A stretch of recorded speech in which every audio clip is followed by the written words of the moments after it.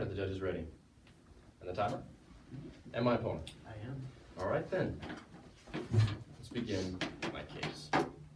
When I was little, I was fascinated by history, particularly military history. I would spend hours on end reading history books. Dates, names, wars, battles, and founding fathers were enough to keep me still and occupied all day.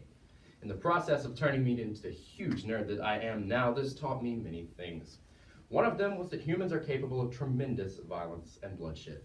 History is filled with stories of invasions, attacks, and terrorism. But many of these would have been preventable if the nation attacked had known of the threat before it materialized. Because having the ability to gather that information, knowing when and where a threat will strike, is crucial to saving lives and stopping violence. I stand resolved that when in conflict, the right to individual privacy is not more important than national security. It's absolutely necessary to our debate that we understand what we're talking about and all be on the same page. So I'm just going to give a couple of quick definitions of a couple of quick key terms. National security, the safety of a nation against threats such as terrorism, war, or espionage. Privacy, the state of being free from unwanted or undue intrusion or disturbance in one's private life or affairs. Now moving on to my value. My value in today's debate is life. In the discussion of rights, life is the highest of all. Life is a prerequisite to everything else because nothing else, not quality of life, not human rights, nothing matters if you are not alive. You have to first be alive for anything else to matter to you. Now I'm just going to take a closer look at the resolution just to make sure that we all understand exactly what we should be talking about today to decide who will come out on top in this round. The crucial part of this resolution is the phrase, when in conflict. This means situations in which it is impossible for both national security and privacy to coexist. Cases where privacy will undermine or threaten national security and national security will undermine or threaten privacy. So we only have to decide which is more important in these cases where they clash. Contention number one. National security saves lives. National security saves lives. When privacy and national security are in conflict, then by the very nature of national security, lives are at stake. In the past, when privacy and national security have come into conflict, upholding national security has saved untold numbers of lives. An example of this is a thwarted attempt to bomb the New York Stock Exchange, revealed to the public by FBI Deputy Director Sean Joyce in a 2013 hearing with the U.S. House of Representatives. The plot came to the knowledge of the United States National Security Agency through spying programs. By monitoring communications between a person with links to Al-Qaeda in Yemen and a person inside the United States, the NSA discovered the plot to bomb the stock exchange, alerted the FBI, and the FBI was able to arrest the plotters before they attacked. In this case, national security and privacy were in conflict. The NSA couldn't have known about these attacks without their spying programs, without violating some privacy. However, with the programs, a violent act of terror on United States soil was thwarted, and lives were saved. So we can see that when privacy and national security come into conflict, national security must be maintained to protect life. Indeed, a nation cannot value its citizens' lives without valuing national security, and a nation cannot protect national security without protecting its citizens' lives. The very definition of national security is protecting a nation and therefore its people from danger. When national security is in danger, lives are in danger. Contention number two, privacy does not protect life. Privacy does not protect life. While privacy is certainly valuable, it cannot protect life. Privacy is a secondary right. It protects not life, but rather the quality of life of someone who is already alive. Because of this, privacy also cannot protect the life of someone when their life is in danger. It simply protects their preferences in everyday life. We can see this in cases like the failed attempt to bomb the New York Stock Exchange that I mentioned a moment ago. And once again, in this case of a conflict between national security and privacy, if privacy had been valued above national security and NSA spying stopped, this terror plot would probably not have been uncovered. There is a high likelihood that the attacks would have taken place without the spying that allowed the government to find out about the plot, and people probably would have died. When privacy and national security are in conflict, therefore, we must choose the one which leads to the protection of life, and that is not privacy. Now moving on, I'm just going to take a moment in the last remaining couple of minutes of my speech to rebut a couple of points that my opponent made. Now he brings up the Big Brother argument in the book 1984 by George Orwell.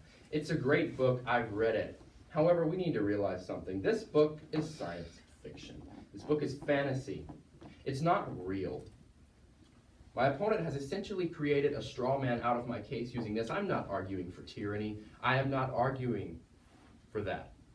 I am simply arguing for keeping citizens safe. Now, my opponent's definition of privacy, he says that privacy protects against undue intrusion. Well, if you use the word undue, you are inferring that there is, in fact, a case where there is a due intrusion. And this is what we are looking at. We are looking at cases where there is a due intrusion on the behalf of saving lives. Now, his value is human rights via John Locke, who actually was the pioneer in philosophy of the idea of human rights. However, when looking at human rights and at the writings of John Locke, where my opponent actually draws his value from, we can look at this and see that John Locke's social contract theory actually required us to give up a few rights in order for safety and in order for a society to function properly, and that's what social contract theory means. So even based off of where my opponent draws his own value from, my case has firm ground to stand upon. Now, my opponent brings up the example of the DONCA system in saying that privacy can protect life or that national security can infringe on it. However, that example isn't actually relevant. It doesn't represent a conflict between national security and privacy. This was a case of religious profiling and persecution, not a case of protecting national security. There was no national security threat and therefore cannot have been a conflict between privacy and national security. It is moot as an example because it is irrelevant to our resolution. He mentioned that there was a peasant uprising. Well, he actually didn't mention if there were any deaths caused by the peasant uprising or any damages of property. So he hasn't actually truly provided it as an example of a threat to national security. So once again, it is irrelevant. Now he says that overvalued national security removes our shield. But what is overvaluing? When lives are at stake, what value is overvaluing? Because lives are at stake, and saving them is what matters. I now stand ready for cross-examination.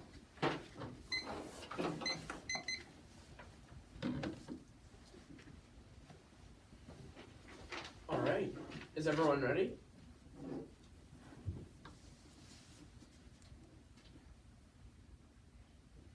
All right. Great. Let's get started. The purpose of government is to protect rights, correct? Yes, chiefly life. All right. Are you aware of how many attacks agencies like the NSA have stopped through forced breaches in privacy? Yes, I am. All right. Does national security ever infringe on life? No, it does not. All right. If national security does sometimes infringe on life, then would you not agree that it is not fulfilling its purpose? No, that would actually not be a legitimate example of national security. All right. Is war an infringement upon life? I'm sorry, could you restate the question? Is war an infringement upon life? Not unless you're having a very, very unusual war. Is that a yes? Sorry. Not unless you are not having a very unusual war. Okay. That was All a right, good statement. so it is an infringement upon life. Yes, it is. All right. Who is the actor in today's resolution? There is no actor. I did not provide one, and it's not actually necessary. Can we agree that the government would be a understandable actor to set as the resolution? If you feel the need to provide one, yes, the government would be an understandable one. All right, fantastic. Now today we aren't just talking about how good national security is, but how much good it can achieve when it limits privacy, correct? Yes, we're talking about examples when the two are in conflict. All right. Are some rights more important than others? I believe I asked you the same question, and I believe you answered the same way that I will, yes. All right, fantastic. Now, was the DONCA system an infringement upon privacy?